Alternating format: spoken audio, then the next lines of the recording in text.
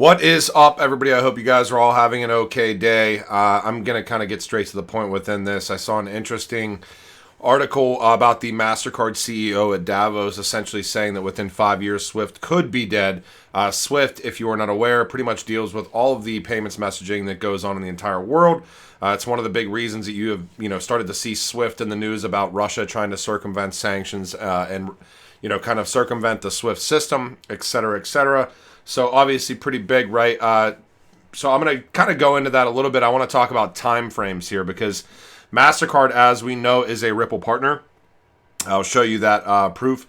But then going back to 2017 and what they talked about this 5 to 10 year time frame, directly mentioning Ripple. So I'm going to keep it kind of brief. Obviously, none of this is financial advice, but also not for entertainment purposes only. I mean, we're all trying to learn in this space and do as best as we can.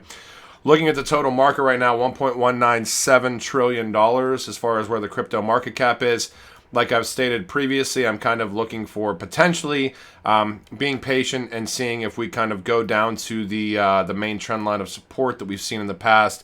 Ideally, Bitcoin's much easier to measure within that, which is the 210 weekly moving average. We will see if we get there. Another interesting thing is, if you look at the logarithmic growth curves on Bitcoin, we're already below that. Normally, when we touch base as support, and you're above within this logarithmic growth curves range here. It's happened once in March of 2020, where we actually dipped below this. We're below it right now. March of 2020 was a much quicker turnaround. It'll be interesting to see if we see something similar to that over the course of this market, or my kind of mindset has just been to be patient and see where we go here. But I want to get into the meat and potatoes of this. Mastercard CEO teases on a central bank digital currency panel that Swift may not exist within 5 years. I'll run through this. I'll run through some of the stuff that I want to talk about in this video, and then I'll give my opinion about Swift existing or not existing within 5 years. But this is Michael Maybach joining the panel on central bank digital currencies during the World Economic Forum's annual meeting. So in Davos here, you've got the CEO. This is CoinDesk, obviously, so you have to. There's always going to be a little bit of a show when you're reading an article, right? Made people gasp. He answered no when asked if Swift, the current interbank messaging system that allows for cross-border payments, will exist in 5 years' time. Now, he was sitting on a panel with multiple contributors within this. The other panel contributors, Jennifer Lassiter, Executive Director of the Digital Dollar Project, Yuval Ruz, the CEO of Digital Asset, David Treat, Director of Accenture, which we know is a RippleNet integrator, and co-founder of the Digital Dollar Project, alongside, I believe, Chris Giancarlo, and Chris Giancarlo has ties to Ripple as well, and John Frost, Senior Economist at the Bank for International Settlements, which we just literally last week or a week and a half ago did videos about reinventing the entire model, having to interoperate with crypto, kind of basing legislation around that. Also talking about Ripple right prior to solutions to kind of the some of the problems that exist within the legacy incumbents right now. So very interesting. But to kind of wrap it up within this, the CEO, Michael Maybach, made people gasp, stating that Swift won't be around in 5 years. So I have to go back. This is 2022, right? This is MasterCard's white paper from 2017. Interestingly enough, they talk about addressing a lot of these pain points within cross-border payments, etc. Investigating new banks are investigating new approaches. This is in 2017, so 5 years ago, right? Such as distributed ledger technologies, for example, Ripple and blockchain, which might provide more speed at a lower cost. The impact on commercial cross-border payments is believed to probably be in the 5 to 10 year time frame and could erode volumes through Swift. The longer time frame is likely due to legacy systems, the conservative nature of large corporates, potential changes needed with enterprise resource planning or ERP integration, and possible changes required in company policies. So, last week we have the CEO of Mastercard saying that Swift isn't going to be around another 5 years from now.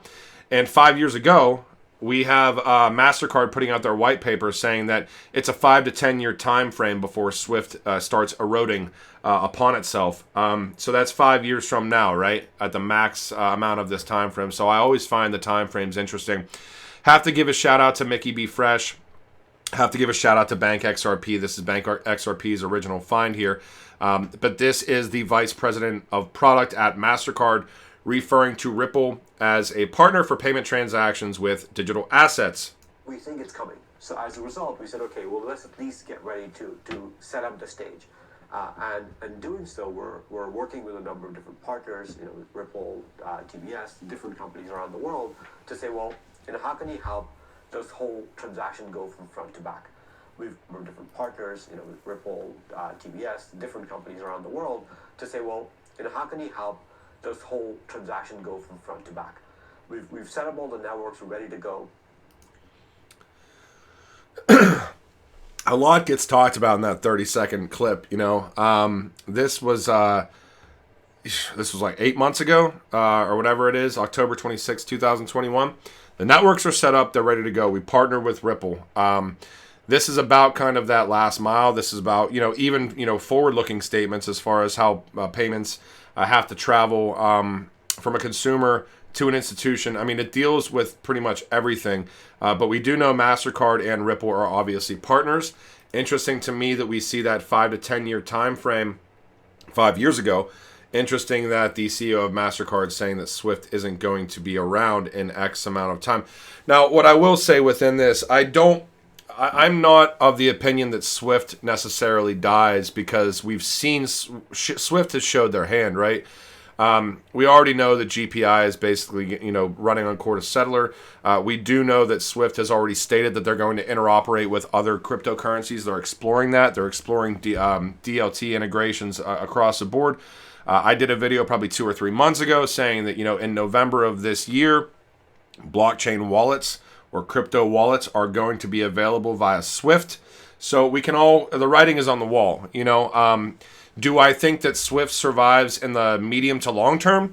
That will be much more interesting, because why go through Swift whenever everything is connected through other organizations that are able to do it more efficiently and that aren't screwing consumers or banks based on fees or based on problems that exist? Why go through somebody that's integrating with the technology via third parties when you can just go to the hub itself? So it will be very interesting to see how this plays out. I don't think Swift dies in 5 years, but I think Swift looks entirely different in 5 years, especially when we start seeing CBDCs really come to fruition, and especially when we start seeing other digital assets and cryptos being able to interoperate on a level playing field with the Swift network and be able to provide more utility within that network. I wanted to move forward into this real quick just because I kind of found a couple of interesting things. This is a London Stock Exchange presentation here. They talk about correspondent banking. They talk about examples of cross-border payments. Now, sometimes it's like footnotes that are interesting to me. So down below this, they talk about the typical size of a correspondent banking transaction. And the 2 footnotes that they directly reference are Citi, GTS processing $3 trillion in daily transactions, etc. But number 1 here is talking about a typical representative respondent bank may have 12 billion in annual payments, blah, blah, blah, all these factual things. And they're directly calling out the XRP cost model paper within this from the London Stock Exchange. And this is all the way back in 2018. So just kind of a weird thing to put into a cross-border payments landscape document provided by eServe, but saved on the London Stock Exchange's website. Another thing that's a little bit, delving back into the past here, but I was trying to do a dive into MasterCard and Ripple more so than what I just showed you guys. And I stumbled across this because there's a lot of Ripple in here. XRP is directly mentioned within this. This is FSD Africa. I guess I should give a precursor on what FSD Africa is. It's essentially a mandate, FSD Africa works to reduce poverty by strengthening Africa's financial markets. It was established in 2012 and supported by UK Aid. FSD Africa is a specialist development agency working to build and strengthen financial markets across sub-Saharan Africa. It's incorporated as a non-profit, etc., etc. There's all sorts of different statements about Ripple within this, but the most interesting one for me, and this was leading me to, where's the tweet at? Oh, yeah, Wrath of Kahneman. And Wrath of Kahneman is, obviously, we know him in the XRP community as a monster. This is showing Apple Pay integration into RippleNet, but this is from a Ripple slide deck. So it's interesting. Number one, you can get into hot water if you are presenting those integrations without them really being in existence, and I'm talking about Ripple. But if you read this Santander pilot with Ripple in 2017, it talks about it being, Santander being the first UK bank to use blockchain technology to transfer international payments through a mobile application. Payments of between 10 and 10,000 can be made at any time between GBP and the Euro/USD. Funds will appear in the recipient's account the next working day. It is currently being rolled out as a staff pilot with the intention to expand the technology at a later date. It connects directly to Apple Pay, where users can confirm payments securely using Touch ID. The blockchain technology underpinning the application is provided by Ripple, etc., etc. And we also know in 2018 that Apple introduced an Interledger API for Apple Pay payments. So a lot of interesting stuff that we consistently see.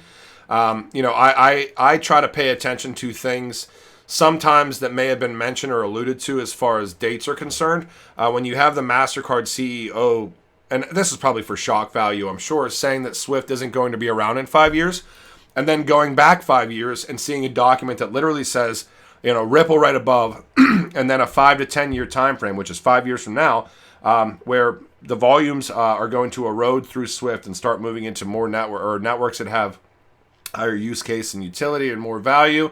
It's very interesting to me, and especially when you pair that with that 2024 to 2026 time frame, where I think we start seeing a lot of initiatives rolling out.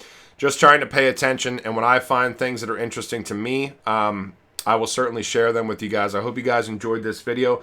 Not trying to allude to XRP doing anything in particular, just showcasing things that are interesting to me from a time standpoint. And I will talk to you guys when I talk to you. Have a safe weekend, everybody. Bye.